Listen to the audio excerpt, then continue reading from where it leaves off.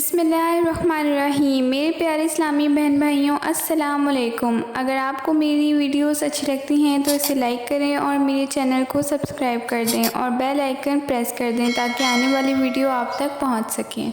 ناظرین، یہ حقیقت ہے، قیامت سے پہلے ایسے لوگ آئیں گے جو بہت زیادہ طاقتور ہوں گے، جن سے لڑنے کی طاقت کسی کے پاس نہیں ہوگی۔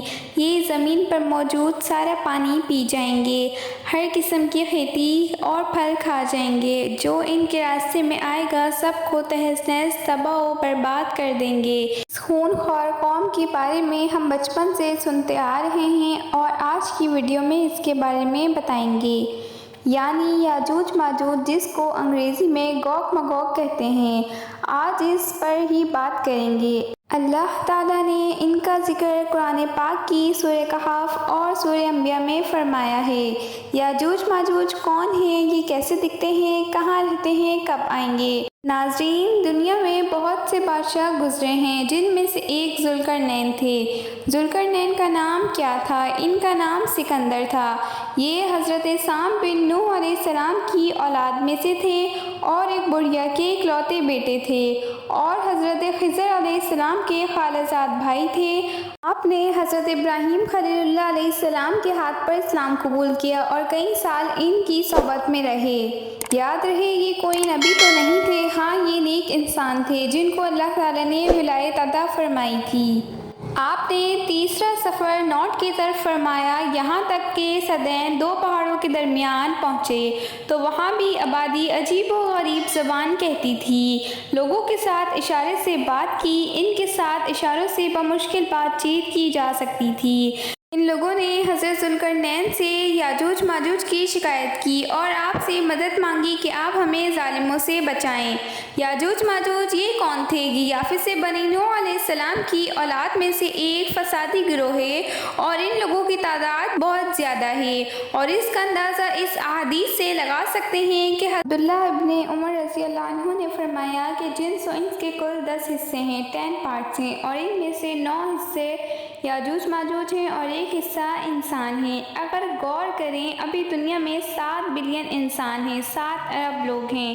کیلکولیشن کے حساب سے اپروکسیمیٹلی 70 بلین یاجوج ماجوج ہیں۔ ان کی بھی تعداد بڑھ رہی ہے، اور جس وقت یاجوج ماجوج آئیں گے تو اللہ جانے اس وقت دنیا میں کتنے لوگ ہوں گے، تو ملٹیپلائی بائی 10 جو ہیں یاجوج ماجوج کی گویا تعداد ہوگی۔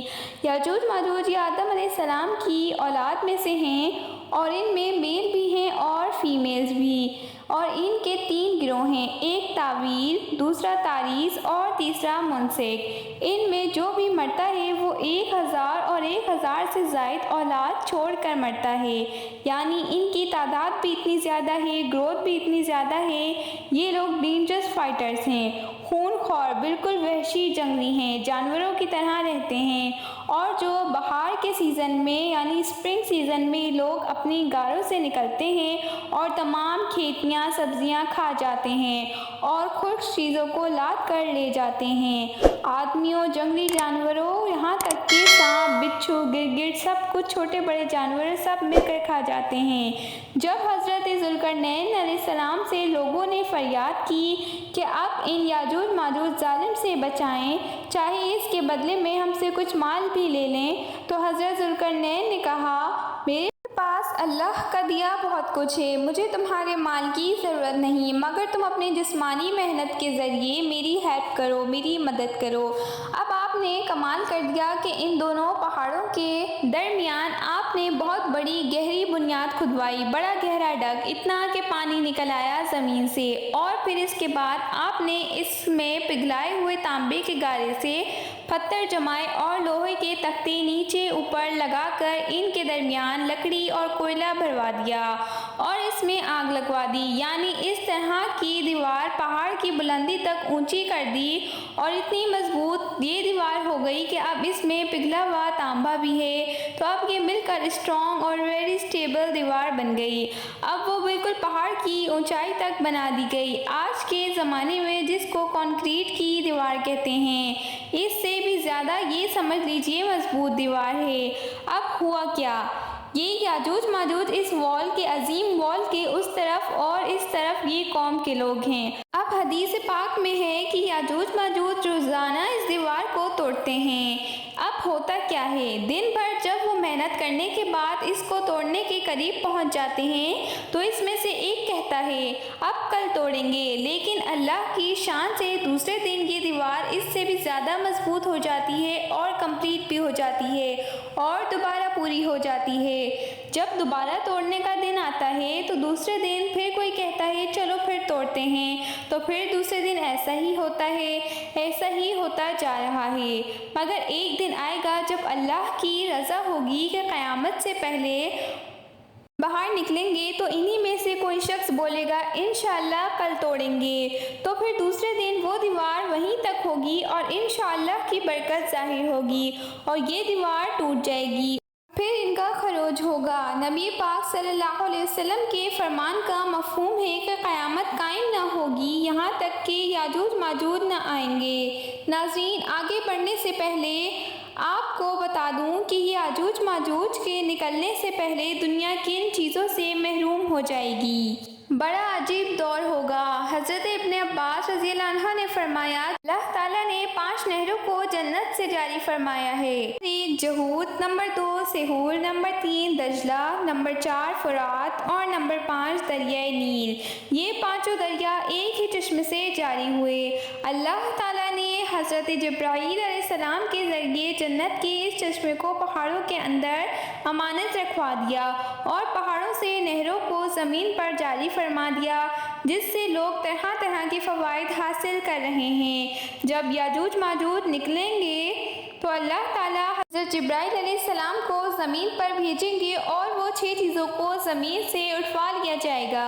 وہ 6 چیزیں کون سی ہوں گی؟ ناظرین، قرب قیامت میں گوگ مگوگ یاجوج ماجوج کے آنے سے پہلے یہ 6 چیزیں دنیا سے چلی جائیں گی۔ نمبر 1 قرآن مجید، نمبر 2 تمام علم، نمبر 3 حجر اسود، نمبر 4 مقام ابراہیم، نمبر 5 حضرت موسیٰ علیہ السلام کا تابوت۔ اور یہ جو مذکورہ 5 نہروں کی بات سنی ہے ان کو زمین سے اٹھا لیا جائے گا تو دین و دنیا کی برکتیں روح زمین سے اٹھ جائیں گی اور لوگ ان برکتوں سے بالکل محروم ہو جائیں گے۔